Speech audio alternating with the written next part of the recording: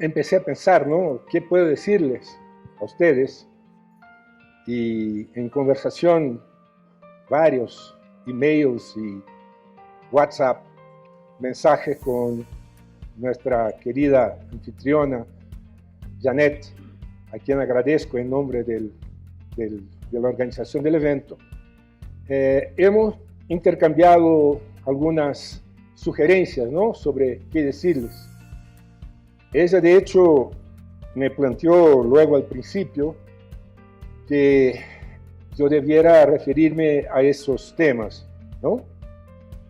Una curiosidad muy grande sobre lo que ha pasado en Brasil, qué hemos logrado, cuáles son las dificultades, bueno, al final, qué podemos traer para colaborar con el esfuerzo de ustedes.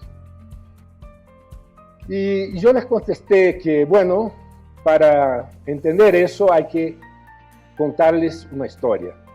En realidad lo que le voy a hacer es contarles al comienzo la prehistoria de mi venida acá. Y básicamente a partir de la negativa mía de abordar esos temas, yo lo que le contesté fue algo como eso. Vamos a tener que hablar por lo menos de 3 puntos que me parecen importantes en ese seminario. Y están con suerte porque eso todavía está en español, en castellano. Después empezamos con el portugués, porque es difícil traducirlo. Pero entonces, esas 3 preguntas, ¿no? La primera, ¿cómo hacer con que los que elaboran las políticas públicas relacionadas a la producción de bienes y servicios perciban el papel que puede desempeñar la economía solidaria? Yo creo que falta batería acá, ¿no? En la construcción de la sociedad del bien vivir. Un poco lo que nosotros vemos es que los tomadores de decisión en el área de la producción de bienes y servicios, de la política productiva, no se han dado cuenta todavía.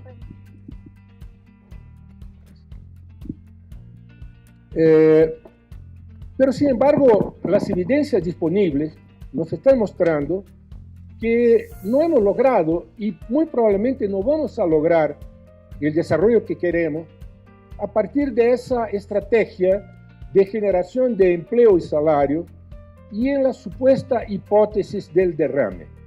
O sea, que las empresas van a producir mejor, más barato, van a pagar mejores salarios y todo eso, y vamos a llegar a una sociedad donde todos seremos felices.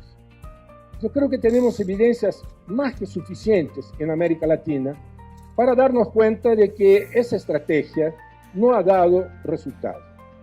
Y en ese sentido tenemos que convencer los tomadores de decisión de que el empresariado, los empresarios, en el caso de Brasil, la mayor parte de los ramos intensivos en tecnología son multinacionales. Y ellos detienen el 90% de la inversión.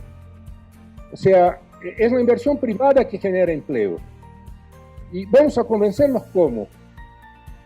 Hemos logrado, en el caso de Brasil, a mediados del año 2000, en la primera mitad de la década de 2000-2010, pero eso es cada vez menos probable. Y hay una otra estrategia que nos dice respeto directamente, que es la estrategia de trabajo e ingreso, que es una de las consignas de la economía solidaria. Y eso no ha sido entendido por los tomadores de decisión todavía. Hay que seducirlos en ese sentido. Pero en la medida que la economía solidaria gane fuerza y sea entendido, ganará importancia eso que nosotros llamamos de la plataforma cognitiva de lanzamiento de la economía solidaria. Eso que nosotros vamos a llamar aquí de tecnociencia solidaria. Nosotros, yo les voy a mostrar por qué, abandonamos el término, la expresión tecnología social en beneficio de esa otra tecnociencia solidaria.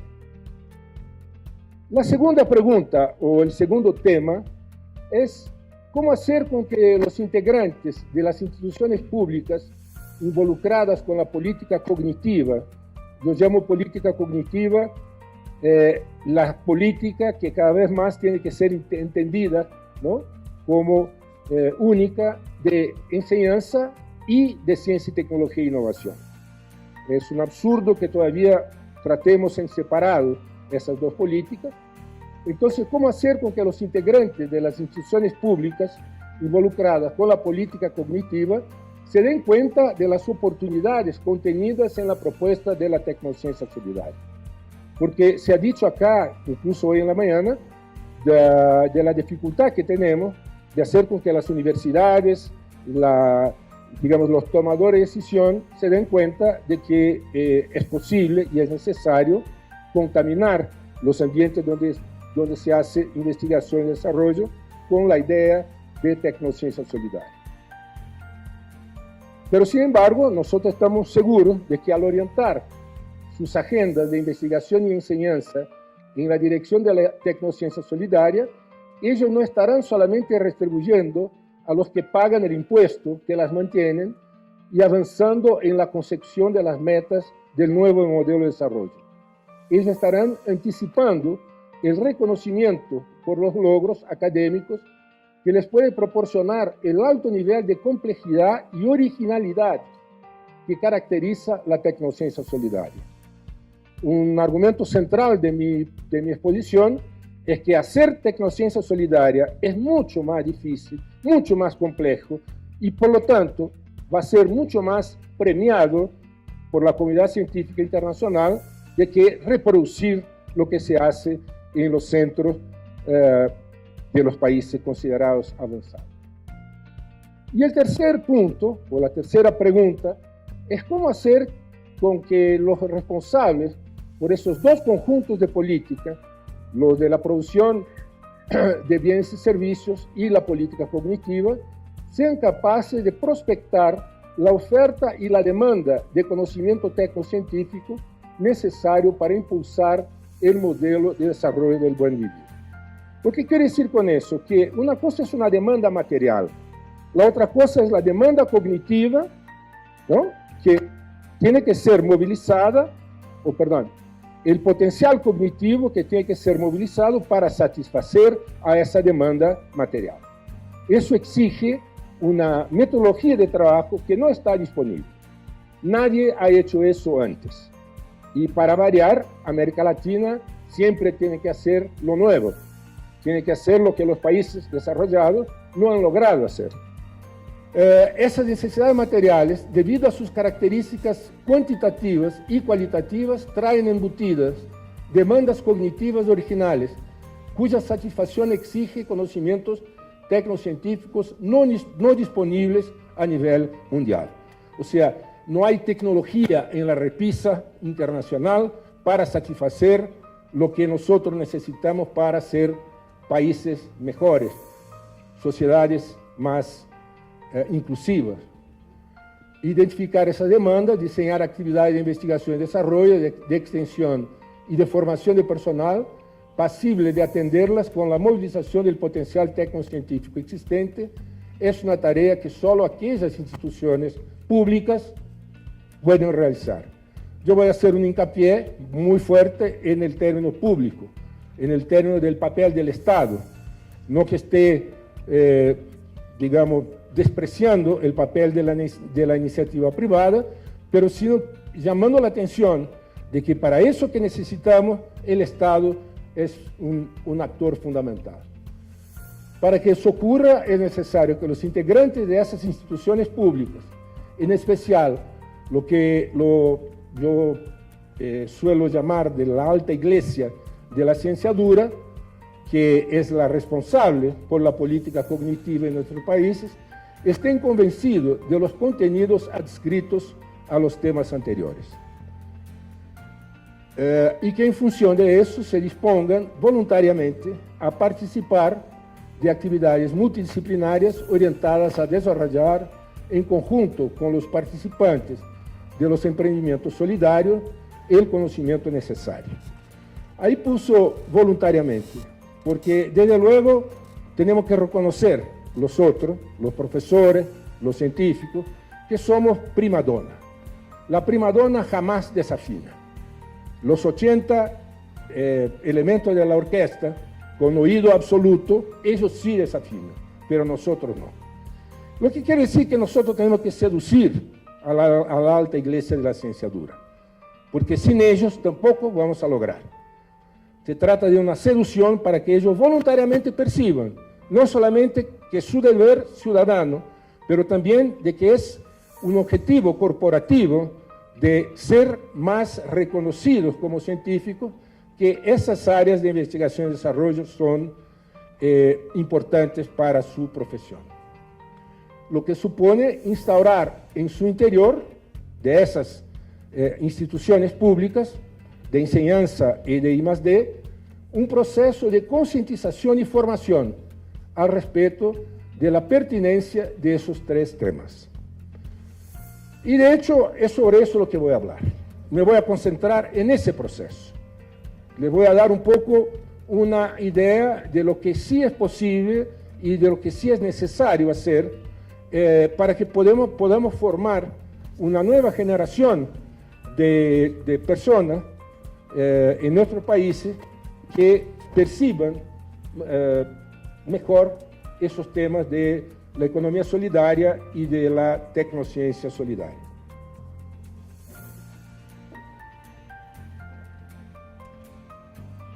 Ahora empieza el portugués. Formación, ¿no? Formación, dado que busca formar personas para actuar en la realidad, demanda un modelo de cómo se da esa interacción, ¿no?, entre las personas y la naturaleza y la realidad de una forma general. Formación exige, antes de más nada, conceptos, modelos, herramientas de análisis. Y nosotros no la tenemos suficientemente desarrollada. Por esto, nuestra obsesión con lo que nosotros llamamos de marco analítico conceptual de cualquier proceso formativo. De hecho, buena parte de nuestro insuceso en el tema de la economía solidaria y de la tecnociencia solidaria se debió a la fragilidad del marco analítico conceptual que teníamos. Les estoy haciendo referencia al caso de Brasil y, por supuesto, también de otros países de América Latina. Pero nosotros sabemos que la formación no puede desconsiderar la cultura previamente existente en el territorio que condiciona aquella realidad, la posibilidad de alterarla y la conveniencia de hacerlo. Entonces estamos introduciendo el tema del marco analítico conceptual y de la cultura, estableciendo claramente que el marco analítico depende de la cultura existente en el territorio.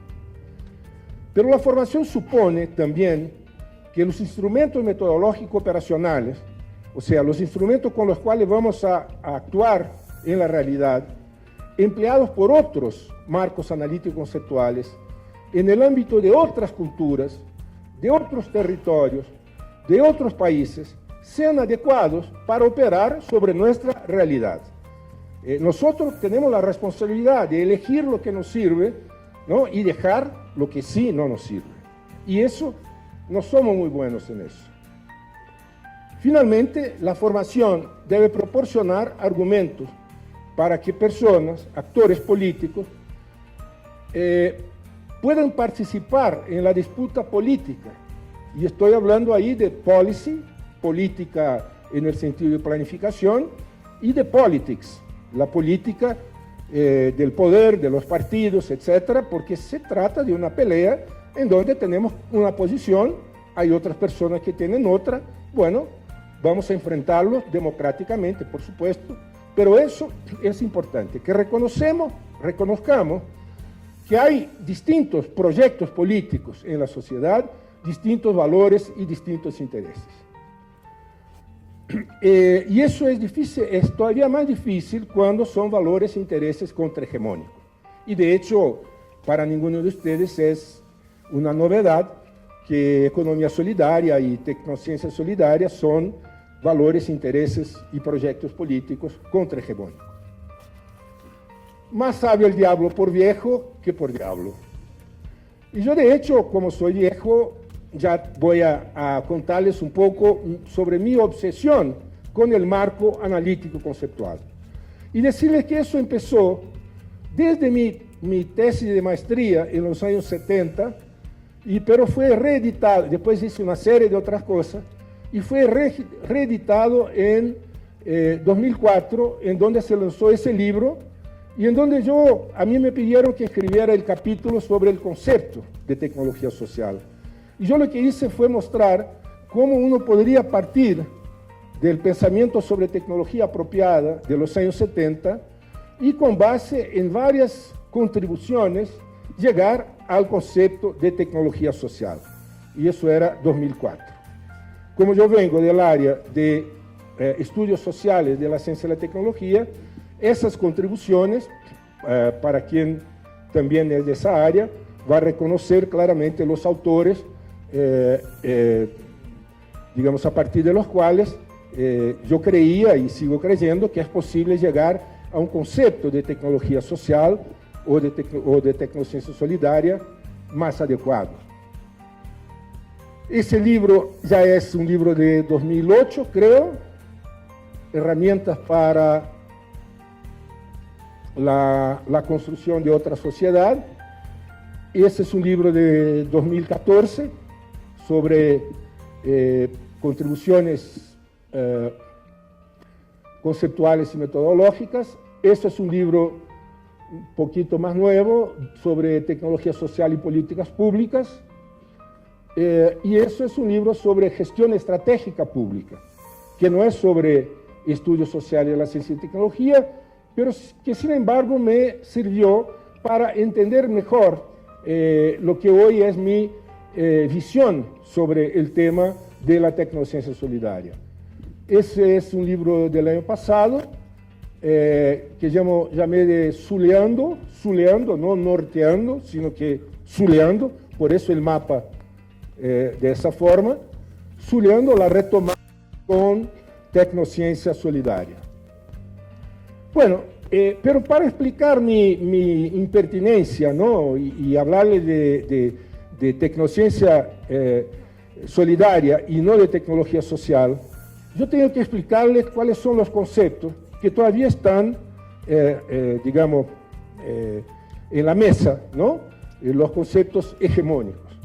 Si ustedes van al Google o cosas por el estilo, van a ver las dos definiciones más comunes, ¿no? Considera-se tecnología social todo producto, método, proceso o técnica, lo que es de hecho un absurdo, así en términos rigurosos, ¿no? Ninguna persona va a definir un concepto utilizando el propio concepto, ¿no? Bueno, pero no importa. Considera-se tecnología social todo producto para solucionar algún tipo de problema social y que atenda a los requisitos de simplicidad, bajo costo, fácil aplicabilidad e impacto social comprobado.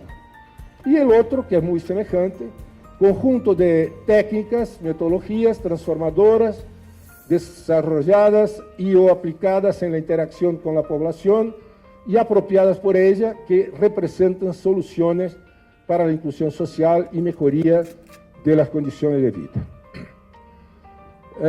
¿Qué tienen de imperfectos, ¿no? Esos dos conceptos?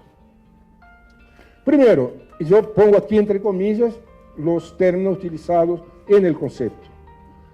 El concepto subentende que existe un actor distinto de la población, responsable por la aplicación de un conocimiento distinto de aquel que esa población posee, ¿no? Eso no está dicho, pero está implícito en el concepto. Entonces yo pregunto, ¿quién es ese actor? ¿Verdad? Que va a actuar para que la tecnología social pueda existir. Y que ese actor sería responsable por crear, en interacción con la población, tecnologías simples y de bajo costo, adecuadas a sus necesidades. Y ustedes ven que acá hay dos puntos de interrogación. ¿Por qué de bajo costo? ¿Por qué? Los emprendimientos solidarios tienen que vivir a mengua, ¿se dice a mengua? ¿Mm? En la pobreza. Si ustedes me dan un ejemplo de una empresa en el mundo que viva sin subvención del Estado, con recursos públicos, yo les voy a dar un premio. Porque yo no conozco y no creo que exista ninguna empresa en el mundo que viva sin subsidio del Estado. ¿Por qué? Los emprendimientos solidarios tienen que tener tecnologías de bajo costo. ¿Por qué los emprendimientos solidarios no deben ser subsidiados por el Estado? De la misma forma, por lo menos, de lo que son las empresas, que de hecho son corruptoras, ¿no? Y corruptas, como ustedes bien lo saben. En el caso de Brasil, 14% del PIB es sonegado. La palabra sonegado no existe, ¿no? Son impuestos que la empresa debiera pagar y no paga. 14% del PIB. Y no creo que las cooperativas o los emprendimientos solidarios sean más corruptos o corruptores que las empresas. Entonces, eso es un tema que hay que pensarlo en profundidad. Y lo que estoy diciendo es que el propio concepto trae de contrabando una idea que no tiene por qué ser defendida. Brasil tiene 100 millones de personas que no tienen agua potable, que no tienen habitación decente, que no tienen saneamiento. ¿Hacer eso va a ser barato? ¿Va a ser simple? Creo que no.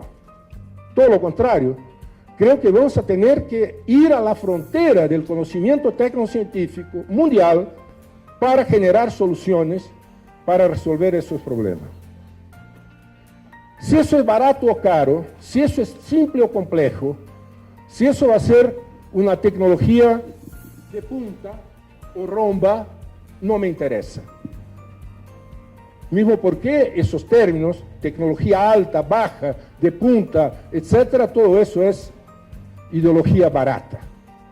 Hay tecnologías o hay conocimiento tecnocientífico que sirve a un proyecto político o que sirve a otro proyecto político. Vean ustedes que estoy politizando el término, porque a mí me parece insoslayable que nosotros lo politicemos, porque es un concepto contrahegemónico, es un concepto que tiene que luchar y va a luchar y está luchando.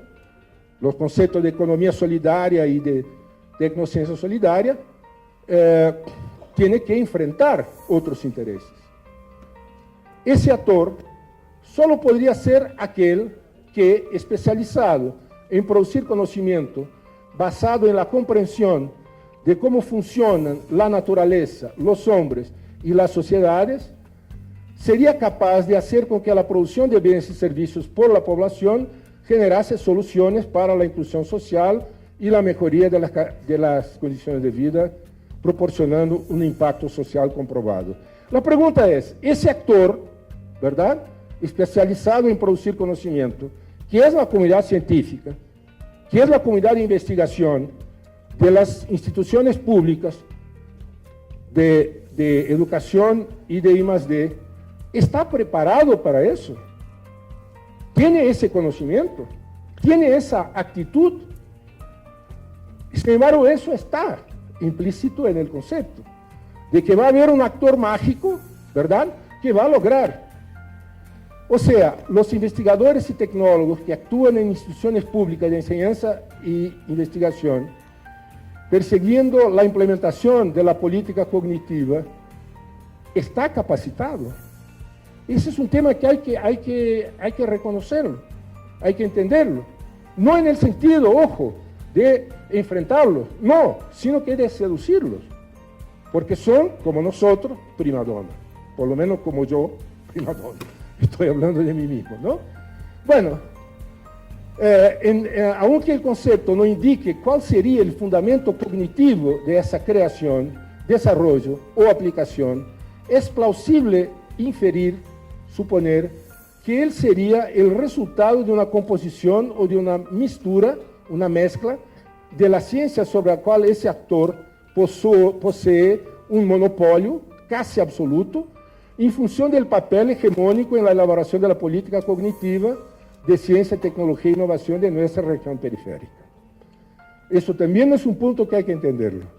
Mucho más que en los países de capitalismo avanzado, la comunidad científica, la alta iglesia de la ciencia dura, es la que define para dónde va la educación, para dónde va la ciencia y la tecnología pública que hacemos. Entonces, hay que hacer, por supuesto, una crítica a esa situación.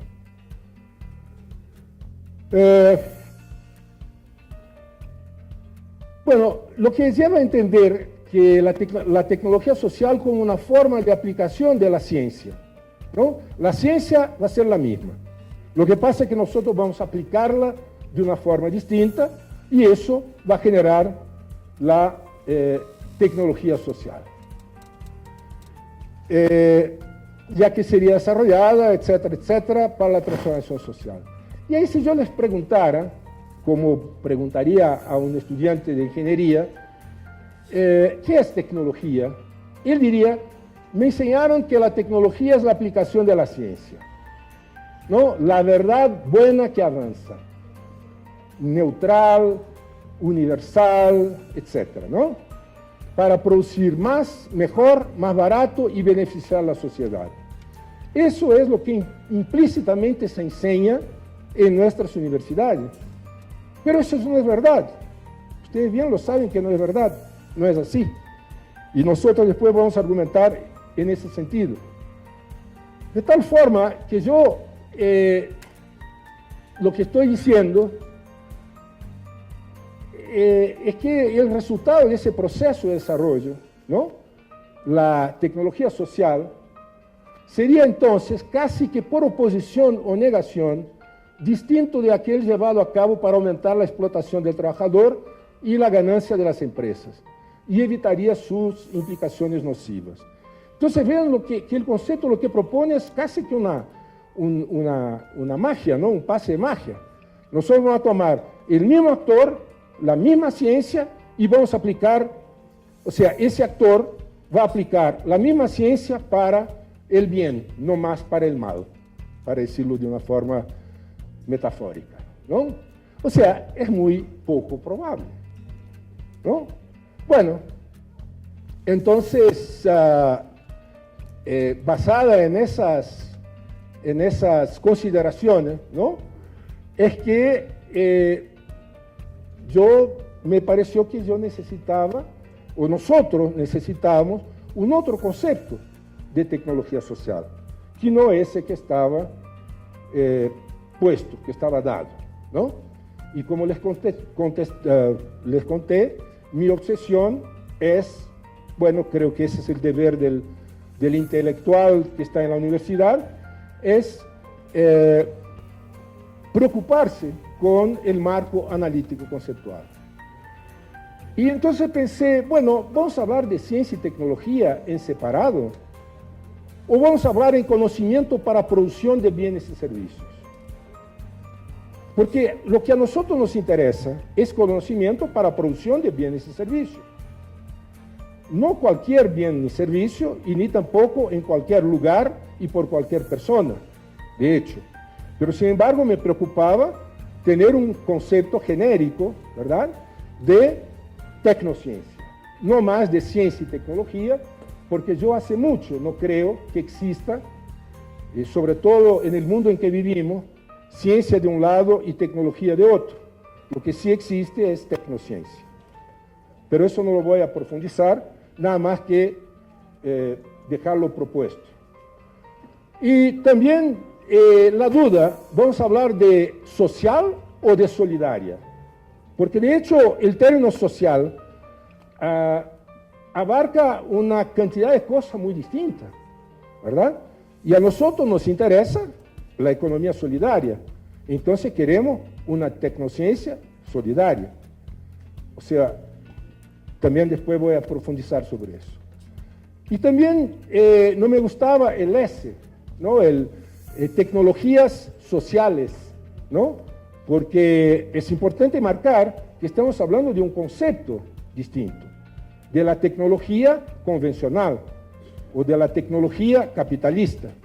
Entonces yo reivindicaba ya en el pasado la idea de que tenemos que hablar en el singular y no en el plural. Bueno, y ahí entonces, en función de todo eso, salió ese último librito, que todavía no está listo, pero ya está la tapa, Tecnociencia Solidaria, un manual estratégico, en donde justamente lo que hago es tratar esos temas, ¿no? Ahí está el Ouriboro, la cultura, ¿verdad? Aquí está la cabeza, la cultura, el marco analítico conceptual, los instrumentos metodológicos operacionales y la estrategia política para construir la tecnociencia solidaria.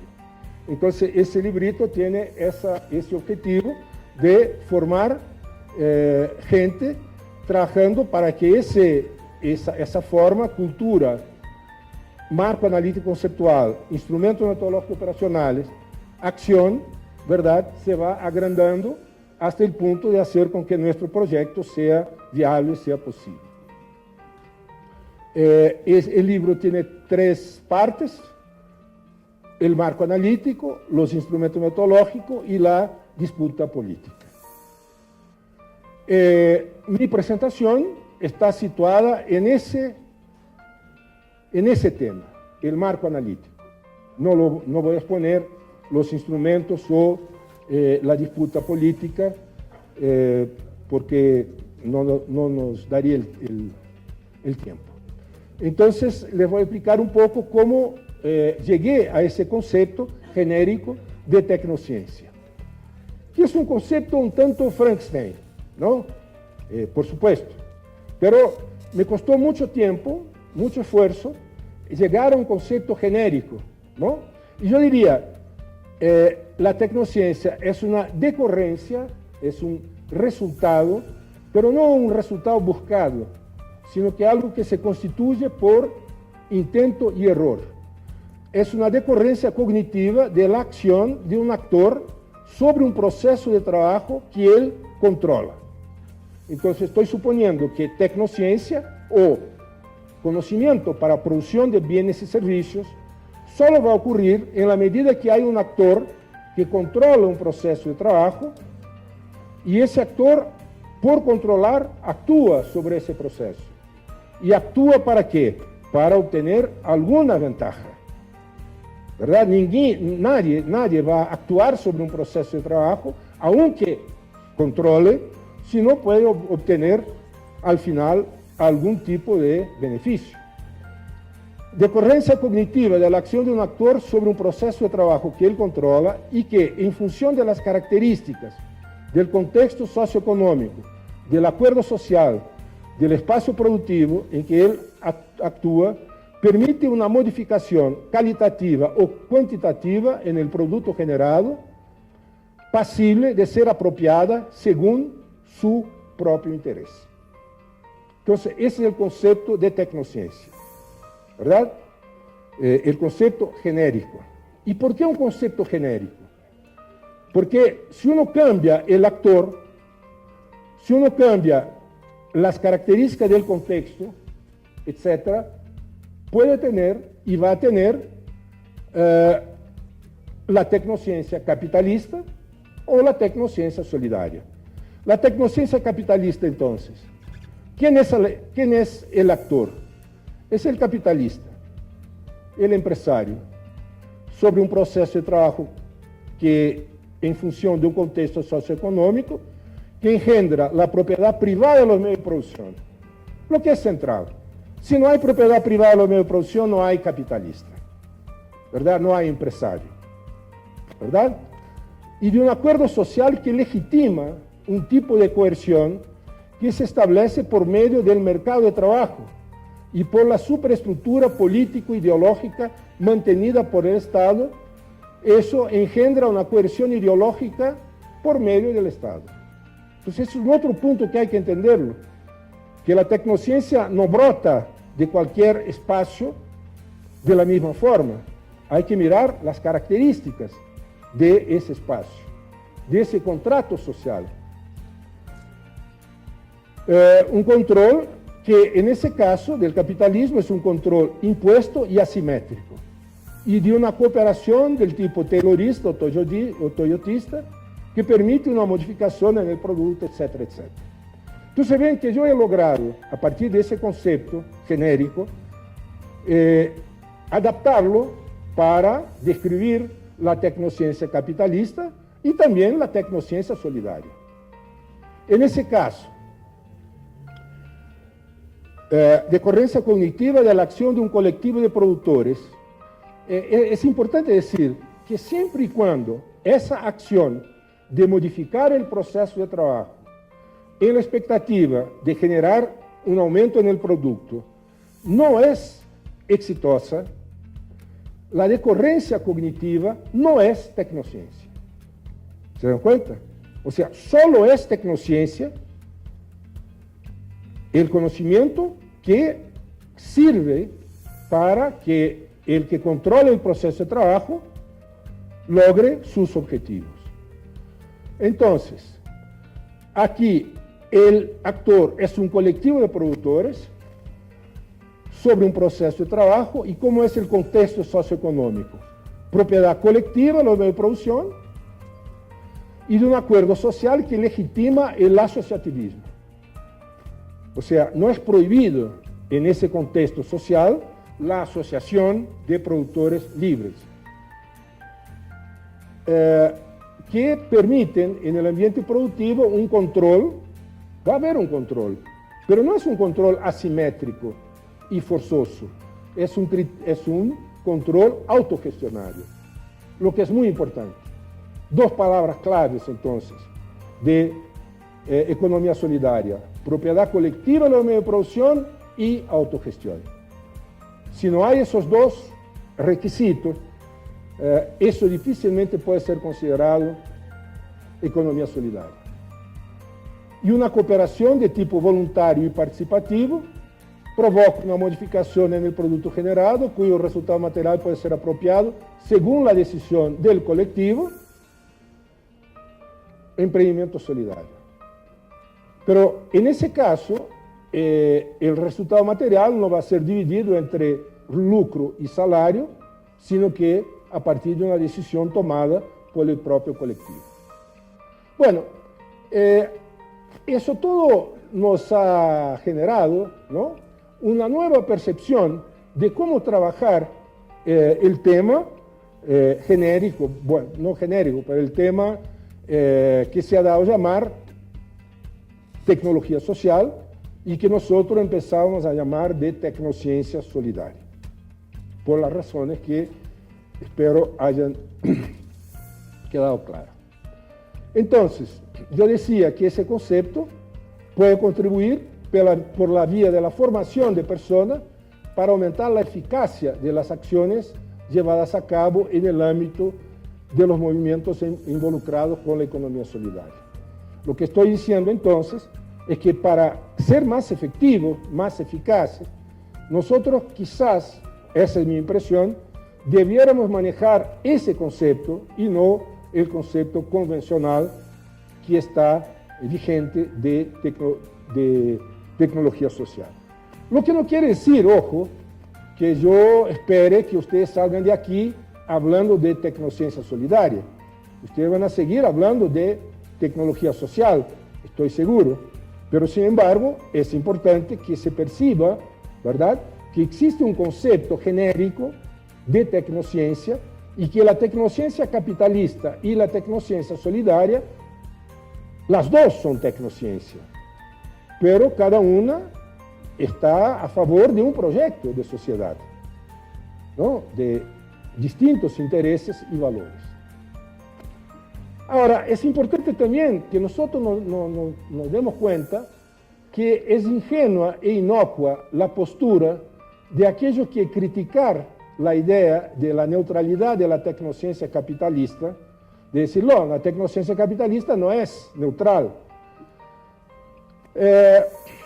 Desean una otra que esta sí sea neutral y verdadera.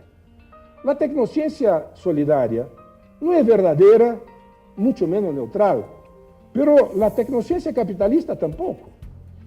Lo que quiere decir que, en consonancia con la idea de no neutralidad de la tecnociencia, es importante entender que tenemos sí que contaminar, estoy utilizando una palabra bien fuerte, contaminar los ambientes donde se produce conocimiento, y en las instituciones públicas, por supuesto, porque en las empresas no hay cómo hacerlo, contaminar esos ambientes con otros valores y otros intereses.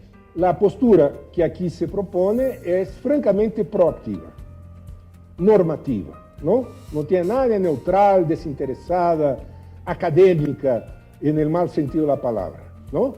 Pero sí en el buen sentido de la palabra.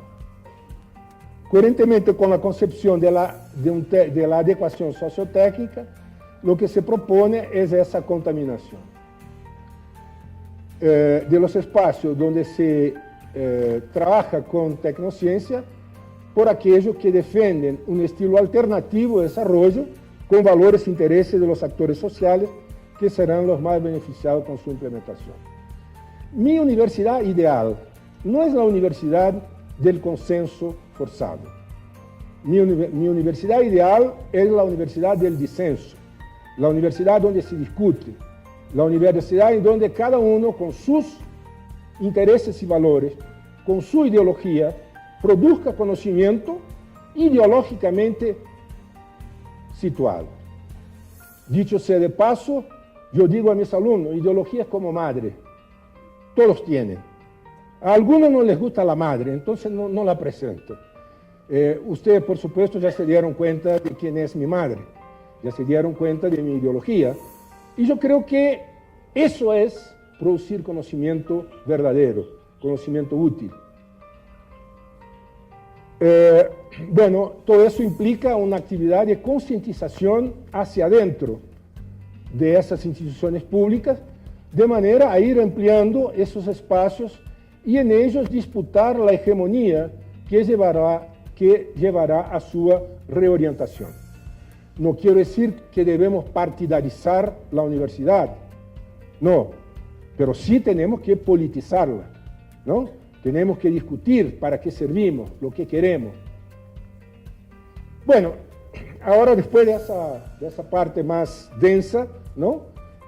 Voy a plantearles un otro concepto de tecnociencia que quizás sea más útil, quizás sea más operacional. Y les voy a explicar paso a paso. El concepto es ese. ¿Qué sería tecnociencia solidaria? Modo como se debe emplear conocimientos, cualesquiera que sean, visando, o sea, buscando la producción y el consumo de bienes y servicios en emprendimientos solidarios para atender necesidades colectivas. Entonces, ese es el concepto que me gustaría dejarles, ¿no? Y como les dije, voy a presentarlo paso a paso. Pero quizá lo que sea más importante acá sea que estamos hablando siempre de emprendimiento solidario. O sea, hay gente que todavía habla de tecnología social ser utilizada por empresas. A mí me parece un contrasenso. A mí me parece pedir peras al olmo, ¿no? Como dicen ustedes, ¿no? O sea, pedir que una organización productiva, ¿no? Socioproductiva, que es la empresa en el capitalismo, se preocupe con la inclusión social. Mira, yo tengo un hermano que es empresario. El Whisquito, 12 años, cuando estoy en São Paulo, es en su casa, ¿no? Y yo sé muy bien lo que es un empresario, ¿no? Yo sé muy bien. Y no es fácil. Y cuando charlamos sobre esas cosas, él me dice, pero Renato, tú quieres que yo, además de todo lo que tengo que hacer, pagar impuestos, qué sé yo, el salario al final del mes, me vaya a preocupar por la inclusión social. Yo hago mi parte. Y creo que está bien. Si nosotros logramos en nuestras sociedades que los empresarios hagan su parte, está muy bien, porque si no hacen su parte, van a salir del mercado y va a quedar todavía peor, porque van a llegar más multinacionales, que esas sí nos explotan como monos amaestrados. Y ustedes lo saben muy bien, ¿no? Pero entonces, esa idea de que modo como se debe emplear conocimiento visando la producción y el consumo de bienes y servicios y emprendimientos solidarios para atender necesidades colectivas. Hay necesidades privadas, ¿no? Yo creo que el cepillo dental, para decirlo algo bien privado, ¿no? A mí no me importa quién lo va a producir, ¿verdad? Pero sí, el agua para todos, la educación para todos, el transporte de masa para todos, todo eso, las necesidades colectivas, eso sí nos debe preocupar cuando hablamos de economía solidaria. Y eso no lo van a hacer las empresas, porque eso no genera ganancia. En general, eso no genera ganancia. Y conocimiento para hacerlo no hay en la repisa internacional. Pero entonces vamos a ver, yo puse numeritos acá para explicar cada una de esas cosas. Modo como se debe emplear conocimiento. ¿Cómo es ese método? ¿Cómo es ese modo? Son metodologías originales, peculiares, abiertas, mutantes, adaptativas. Tecnociencia solidaria es una propuesta en construcción. Entonces ese modo no existe. Si alguien preguntarles, ¿cómo se hace eso? La respuesta más honesta es, no sé, vamos a construir juntos ese modo, porque ese modo no está dicho. Nadie, perdón, es importante que lo tengamos en mente, nadie ha intentado hacer eso antes. Países que han logrado mejorar la vida de sus poblaciones, lo lograron por otro método, a nivel social y a nivel productivo. Y nosotros tenemos las experiencias de los socialismos en la Unión Soviética, en China, en Cuba, qué sé yo. ¿Eso nos sirve? No, eso no nos sirve. Nosotros no queremos la propiedad privada de los medios de producción, pero nosotros también no queremos la propiedad estatal de los medios de producción del socialismo real.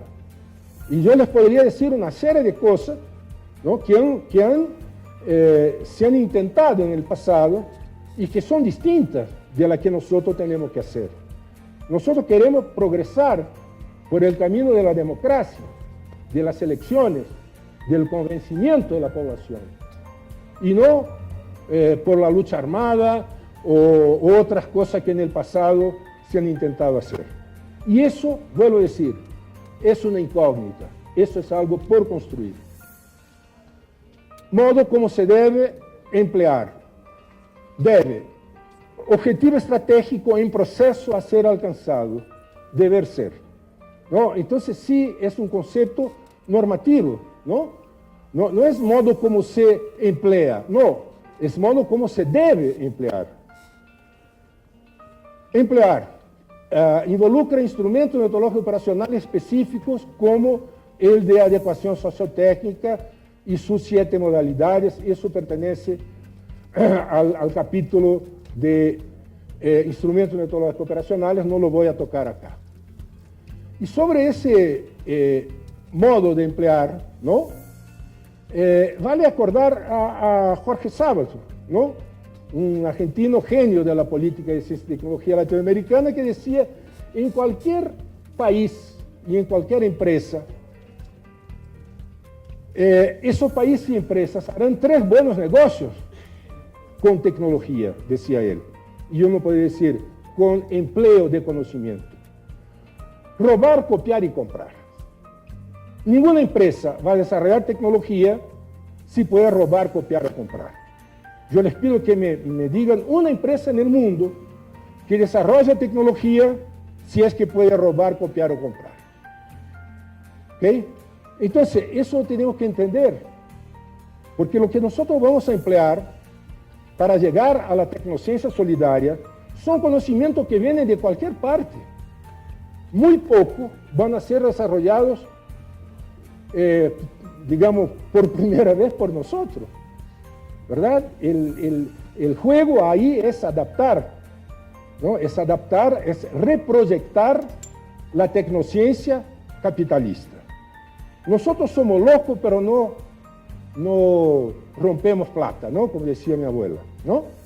Una cosa es ser loco, la otra cosa es romper plata. Nosotros vamos a adecuar la tecnociencia heredada. ¿Está claro? Y por eso hablamos de adecuación sociotécnica. Pero vamos a adaptar con cuáles criterios. Criterios sociotécnicos. De hecho, no voy a profundizar en eso. Diciendo la producción, bueno, entonces ese conocimiento de cualquier naturaleza, científico, tecnológico, religioso, ancestral y origen, academia, empresas, pueblos originarios, movimientos populares, comunidades, todo nos va a servir. Todo tiene que servir y combinarlo sin conspurcarlos, sin despreciarlos, aprovechando lo que cada uno tiene de bueno, es algo muy, muy complicado. Y tenemos que tener cuidado con esos falsos profetas, ¿no? Que nos dicen que en la concurrencia intercapitalista y la tecnociencia tenemos productos mejores, más baratos, ¿no? Decía Bill Gates que la Windows iba a pelear con la Apple, se iban a putear, una iba a pegar un tiro en la otra, y la otra con el bastón de béisbol. Pero ¿cuántos cargadores con el mismo voltaje y amperaje de entrada y salida existen en sus casas? La cosa es más o menos así, ¿no? No seamos tontos. Entendamos que esa dinámica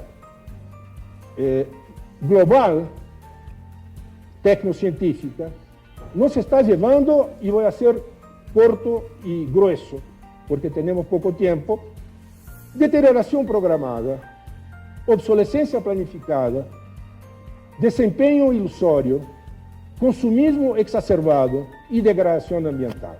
Eso es lo que estamos viviendo. Además, estamos en una jobless growth economy. O sea, la situación es esa. Ya no hay lugar, ya no hay empleo. Y no solamente en nuestro país, en todo el mundo lo que se ve es eso. Y estamos en una jobless growth economy. Aunque la economía crezca, lo que pasa es eso. Mira cómo todos esos están mirando al smartphone. Esos son máquinas. Imagina si son personas que han perdido, no perdido su empleo solamente, sino que perdido la capacidad, la posibilidad de ser empleados. De hecho, la magia del capitalismo, ¿no?, de que la economía formal iba a crecer y absorber la economía informal, no está pasando. Esas mismas señoras, ¿verdad?, que están haciendo el duro trabajo en una economía informal, atrasada, de baja productividad, nos han dicho siempre que íbamos a llegar al American Way of Life, ¿no? Pero lo que está pasando en nuestros países es eso. Aquí están las mismas señoras. Van a la basura a buscar comida para comer. Si no encuentran, el vidrio, el aluminio, el papel, así somos nosotros hoy. Entonces hay que entender el tamaño del problema que tenemos y entender que esa magia entre nosotros no ha funcionado. La economía formal decrece en términos relativos. Eso es sobre Brasil, pero nada más que para decirlo, nosotros somos 210 millones, 160 en edad de trabajar. Y de esos 160, solo 30 tienen empleo formal. O sea, hay 80, por lo menos 80 millones de brasileños que nunca tuvieron empleo y nunca tendrán empleo. Imagínense la cuarta, ¿no?, la industria 4.0, la inteligencia artificial, etcétera. ¿Qué es lo que va a pasar con nuestras economías? Todo eso nos hace ver la importancia de pensar sobre economía solidaria y sobre tecnociencia solidaria. De esos 30, solo 2 están en la industria manufacturera, lo que de hecho muestra de nuevo el problema que tenemos, ¿verdad? Bueno, a producción y al consumo. La producción, a partir de insumos naturales, preferentemente, productos y rejeitos. Rechazo, sí. Lo que nos sirve, ¿no?, a las empresas, productos de red de economía solidaria, ¿no? Es fundamental que armemos redes de economía solidaria, bueno, ustedes lo saben también como yo. de bienes y servicios. Consumo final de bienes y servicios por las familias directamente, huertos comunitarios o a través de las compras públicas, merienda, transporte escolar, consumo productivo de bienes y servicios, etcétera, etcétera. Yo les hablé de los 18%, no, hablé hoy en el almuerzo, ¿no? 18% del PIB en Brasil es compra pública, ¿no? Lo que el Estado compra de las empresas para devolvernos el impuesto que pagamos y lo devuelve con agua, energía, salud, carretera, comunicación, etc. Eso es 18% del PIB. Es mucha plata. Mucho de eso se puede hacer ahora en la economía solidaria. Y cada vez más mañana, en la medida que la tecnociencia solidaria empiece a irrigar y a hacer más sustentables los emprendimientos solidarios.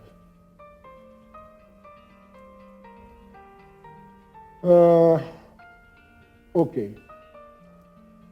Bueno, yo aquí doy algunos ejemplos, ¿no? Uniforme para presos, para estudiantes y también eso de pago por servicios, ¿no? Las familias pueden ser pagadas directamente por el Estado, ¿verdad? Para organizarse en emprendimientos solidarios para mantener equipamientos públicos, cursos de agua, plazas, carreteras, o sea, hay un montón de cosas que sí se puede hacer. Pero la tecnociencia convencional, muy bien proyectada, es la plataforma cognitiva de la economía formal capitalista. Está ahí muy bien proyectada, todos los días sale un nuevo cohete y nosotros estamos aquí. La tecnociencia solidaria está todavía en estágio de Lego, ¿no? Hemos hecho muy poco, ¿no? Y eso es fundamental que lo reflitamos con un espíritu de autocrítica.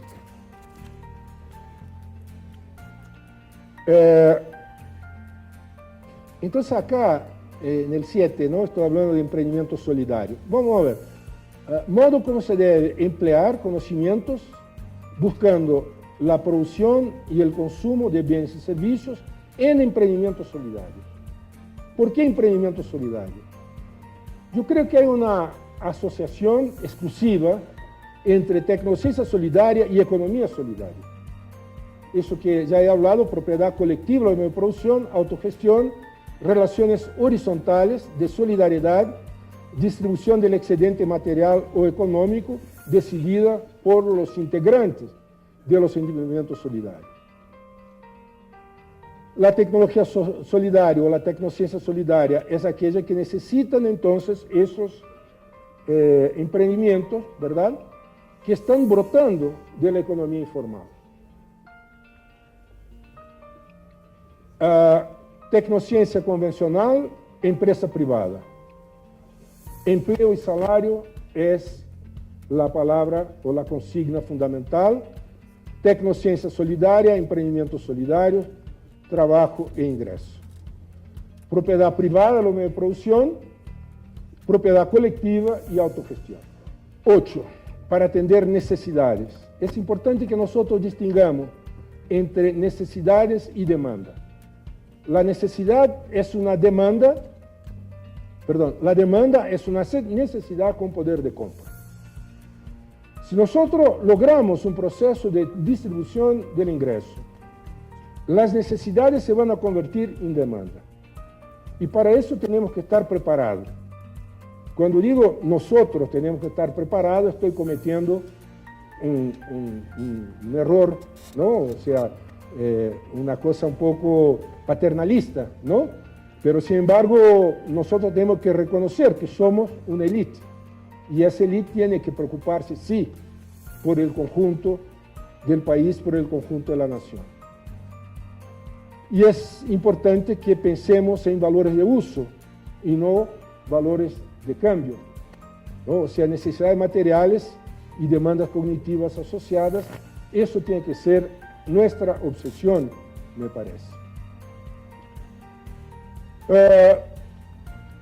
colectivas, decorrentes de la actividad que visen el bienestar de la colectividad y la conservación ambiental, en especial las llevadas a cabo colectivamente asociadas a vida en comunidad. El concepto de comunidad es un concepto fulcral en todo ese razonamiento.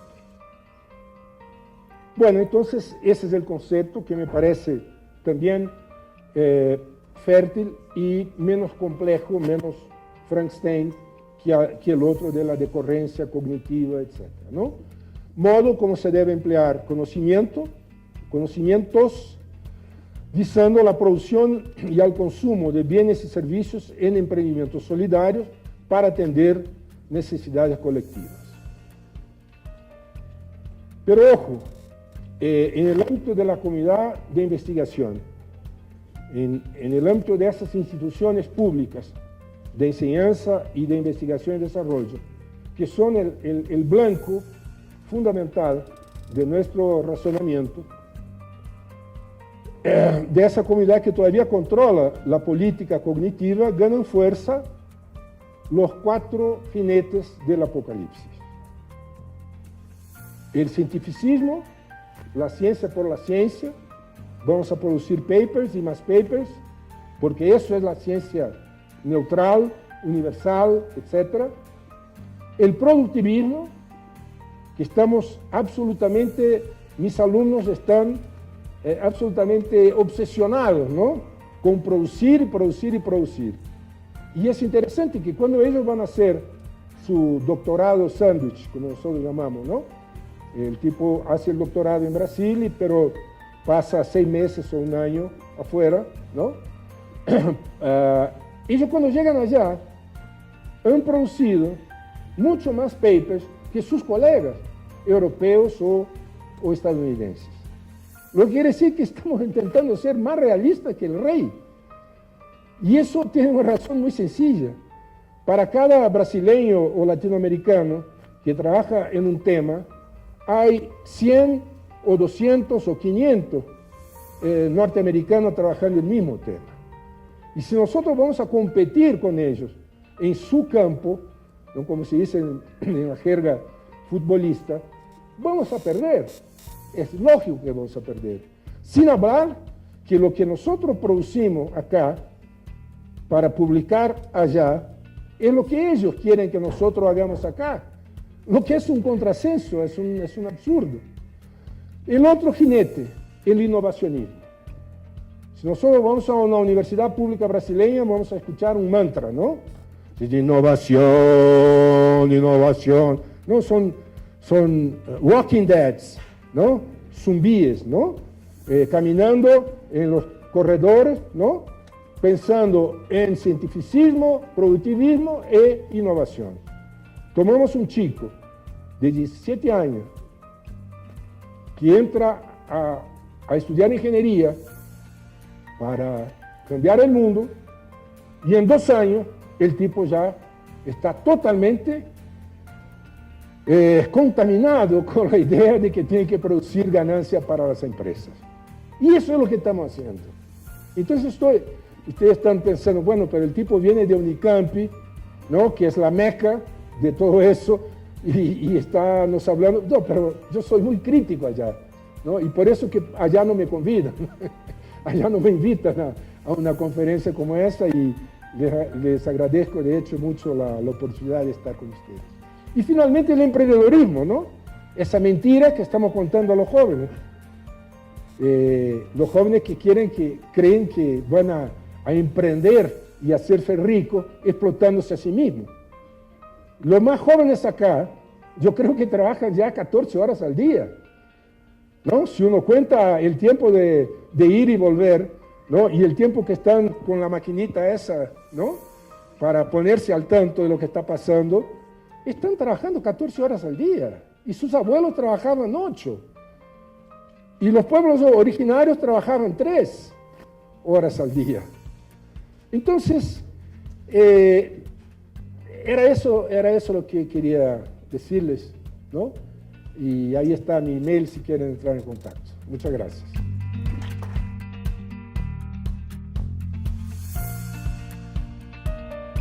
Implementar la tecnociencia solidaria podría ser a través de los comités universidad, empresa y Estado. ¿Qué ha hecho el Estado al respecto? Eso de universidad, empresa y Estado, eso tiene que ver con el triángulo de Sábato, ¿no? No sé si ustedes conocen ese nombre, triángulo de Sábato, que es el mismo Sábato ese que hablé. Sábato, en los años 60, 70, con el pensamiento latinoamericano en ciencia y tecnología y sociedad, en una reunión, eso lo dice él, ¿no? Me contó él, donde estaban economistas, él dibujó el triángulo, puso el gobierno en el vértice superior, la empresa y la universidad. Y le preguntaron, ¿pero por qué triángulo? Bueno, el triángulo es la figura geométrica más complicada que los economistas pueden entender. Así dijo él. Bueno, esperaba de ustedes risas, pero no vino, a lo mejor son todos economistas, ¿no? Pero entonces, ¿qué es lo que Sábado quería decir? Que en los años 60, 70, hasta los años 80, era viable, era legítimo proponer que un Estado como el Estado latinoamericano engendrara vínculos entre la universidad y la empresa nacional. Porque Sábado estaba hablando no de las multinacionales, porque él sabía muy bien que con las multinacionales no había cómo jugar, y sobre todo con las empresas estatales, que esas sí hacían investigación y desarrollo. Entonces, hacer esa interconexión, ¿verdad?, era para él muy importante. Y de ahí nació toda una literatura y una serie de acciones políticas para hacer la relación universidad-empresa. En realidad, en América Latina es el lugar donde más se habló y más se hizo para que esa relación universidad-empresa se concretara. Esa es una tara, se dice, una obsesión latinoamericana. Porque esa relación universidad-empresa ocurre naturalmente en los países desarrollados. Pero no ocurre, como pensamos nosotros, la alta iglesia de la ciencia dura, por la búsqueda por parte de las empresas del conocimiento generado en la universidad. Es interesante entenderlo, ya que la persona que hizo la pregunta, a lo mejor para ella o para él, esas consideraciones sirven. Si yo les preguntara, de todo lo que gasta la estadounidense, ¿cuánto contrata con la universidad? Yo soy un empresario, tengo un problema, voy a la universidad, toc, toc, toc, tengo un problema, ¿quieren ayudarme? ¿Cuánto es eso? Cuando yo pregunto, escucho 50, 30, 20%, es 1%. O sea, 99% de lo que gasta la empresa estadounidense en I+D, gasta intramuros. Lo que se hace en la universidad no tiene importancia. Lo que sí tiene importancia son los profesionales formados en la universidad que saben hacer I+D y que son contratados por las empresas.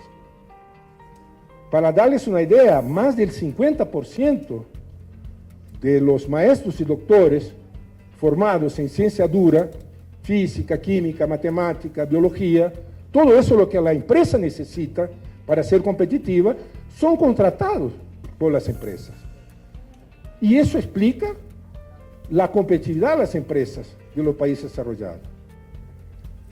Y es interesante también, ojo, por casualidad, que lo que gasta la empresa estadounidense en I+D es igual a lo que cuesta la universidad de ese país. Lo que quiere decir que ese valor que asignan las empresas para proyectos conjuntos con la universidad es también solamente el 1% de lo que cuesta la universidad estadounidense. Claro que hay excepciones, ¿no? El MIT, el 15% de su presupuesto es contratos con empresas. ¿Quién es el MIT brasileño? Es mi universidad.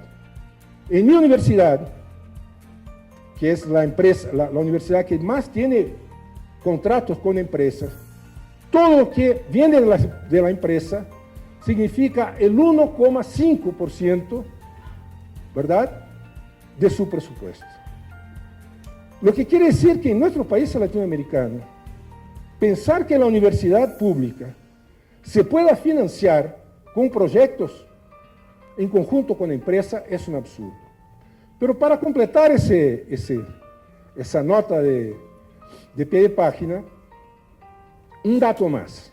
Yo le dije que 50% de los maestros y doctores en ciencia dura son contratados por la empresa en Estados Unidos para hacer I+D. En Brasil, entre 2006 y 2008, cuando la economía estaba muy aquecida, cuando el empleo estaba, cuando el salario mínimo, ¿verdad?, estaba creciendo, se suponía que las empresas iban a contratar maestros y doctores en ciencia dura para hacer I+D. Nosotros formamos, entre 2006 y 2008, 90.000 maestros y doctores en ciencia dura. Si fuera en Estados Unidos, 45.000 serían contratados. Han sido contratados 68 personas para hacer I+D en las empresas. Lo que muestra una cosa que nosotros ya intuíamos hace mucho, que robar, copiar y comprar, que es una regla general, cuando se trata de países en donde todo lo que ustedes ven acá y afuera, que es made in Ecuador, ya existía en el norte, es una tontería, ¿verdad?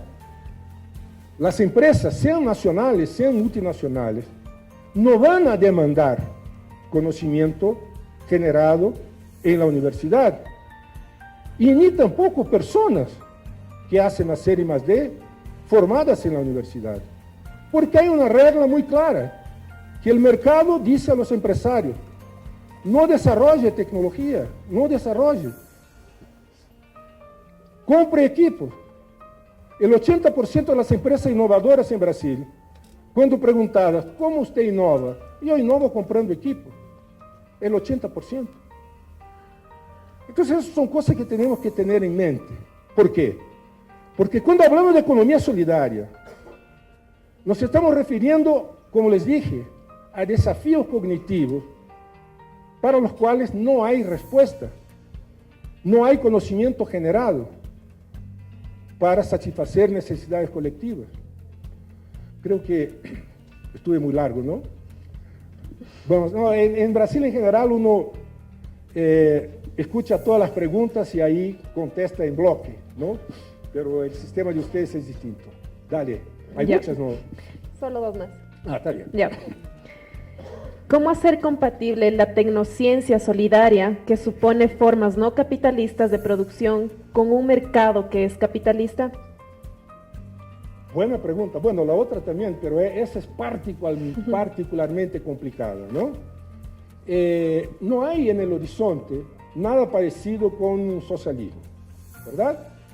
No me parece que se pueda pensar en el corto o mediano plazo en una economía socialista entre nosotros, ¿verdad? Pero sin embargo, es cada vez más preocupante, incluso para los neoliberales, los que defienden el capitalismo salvaje que hoy está tomando cuenta del escenario mundial y sobre todo latinoamericano. Es cada vez más preocupante el nivel de exclusión social. Y es cada vez más preocupante el hecho de que es muy difícil que logremos generar empleo para absorber la población en capacidad de trabajar. Esos 160 millones en el caso de Brasil. Lo que quiere decir es que si hay inteligencia, y por supuesto hay inteligencia, en las élites económicas y políticas, ¿verdad?, que nos gobiernan, es muy probable que ellos empiecen a mirar con otros ojos la economía solidaria, como una válvula de escape que permita, si no eliminar, por lo menos postergar la crisis, que significa el hecho de que una cantidad creciente de nuestros habitantes no pueden tener una vida digna. Entonces, en ese sentido, yo creo que la economía solidaria, cualquiera que sea el escenario en los próximos años para nuestros países, va a despertar mucha atención, sea porque para los que quieren, para los que a nosotros no nos gusta mucho el capitalismo, nosotros preferimos otra cosa, preferimos la generalización de la economía solidaria y creemos en un escenario de largo plazo, sea para nosotros, sea para que a ellos les guste el capitalismo como está, ellos también van a preocuparse con economía solidaria. Y para nosotros, y ahí, por supuesto, yo me incluyo, que estamos en la universidad, que estamos en los gobiernos, preocupados con la política cognitiva, con la política de producción de bienes y servicios, nosotros tenemos que preocuparnos con esa plataforma cognitiva que es la tecnociencia solidaria. Entonces, lo que sí quiero decir, que casi que independientemente de cuál sea el escenario, esos temas que estamos tratando acá son temas muy importantes. Y son temas que deben ser discutidos en nuestras universidades, en nuestros centros de I+D públicos y en digamos, en nuestro Estado, en nuestros órganos públicos y así por adelante. Y la última pregunta es, ¿la tecnociencia solidaria es aplicada actualmente en la sociedad? Si es así, ¿podría citar un par de ejemplos? Un par de ejemplos. Yo tengo, cuando me piden ejemplos o cases, ¿no? Yo doy clases de gestión pública y frecuentemente para administradores, ¿no? En Brasil nosotros formamos 100.000 administradores de empresa por año. Más de 100.000, 120.000. Sin embargo, formamos menos de 500 administradores públicos. Pero en esos cursos de posgrado que doy de gestión pública, siempre alguien me pregunta, pero profesor, ¿usted no me puede dar un case? Y yo le digo, mira, te puedo contestar de dos formas. Una forma bien educada y una forma mal educada, grosera. ¿Cuál quieres? Entonces la gente dice, bueno, la bien educada, profesor, por favor. Yo le digo, mira, yo les estoy ofreciendo lo que yo sé, lo que yo conseguí colectar a lo largo de mi experiencia, ¿verdad? Y las cosas que he escrito, que he discutido, etcétera, que he publicado. Si eso sirve para ustedes, para ti, que me preguntó, tú tienes que darme ejemplo. Tú que tienes que darme el case. Si no existe el case, invéntalo, porque para eso son muy buenos los administradores, ¿no? Inventan cases, ¿no? O entonces los eligen, ¿no? A dedo, ¿no? Como si fueran algo representativo de un universo, ¿no? Y entonces esa es la respuesta que les doy, ¿no? La respuesta, por supuesto, bien educada, ¿no? Ah, pensé que no iban a preguntar. Bueno, ahora viene la maleducada. Mira, y eso no quiere decir que no existan cases, ¿no? Yo les presenté ahí los libros que hemos escrito, coordinado, participado, ¿no? Y por ahí hay muchos cases, hay muchos estudios de casos, ¿no? Pero la respuesta, no sé cómo es acá, pero en Brasil, las universidades privadas son muy malas, muy malas. El 80% de las matrículas de la enseñanza superior en Brasil son en escuelas privadas, que son muy malas. cualquiera que sea el criterio, son malas. Y una de esas, y además están siendo vendidas para grupos extranjeros, ¿no? Estadounidenses sobre todo. Y aún más con este gobierno de ultraderecha que tenemos ahora, hay toda una razzia, ¿no? Una blitzkrieg contra las universidades públicas, ¿no? Pero entonces la respuesta mal educada, para que no queden así en duda, yo le digo, mira, si tú quieres un case, si tú quieres un ejemplo, tienes que irte a UNIP, que es el prototipo, el arquetipo de la universidad privada de mala calidad. Si quieres un ejemplo, que te vayas a UNIP, porque acá es Unicamp. Risas, por favor. O sea, porque inventar cases es muy fácil, ¿no? Lo que sí me parece importante es que la gente reflita sobre lo que estamos intentando decir acá. El gobierno de todos.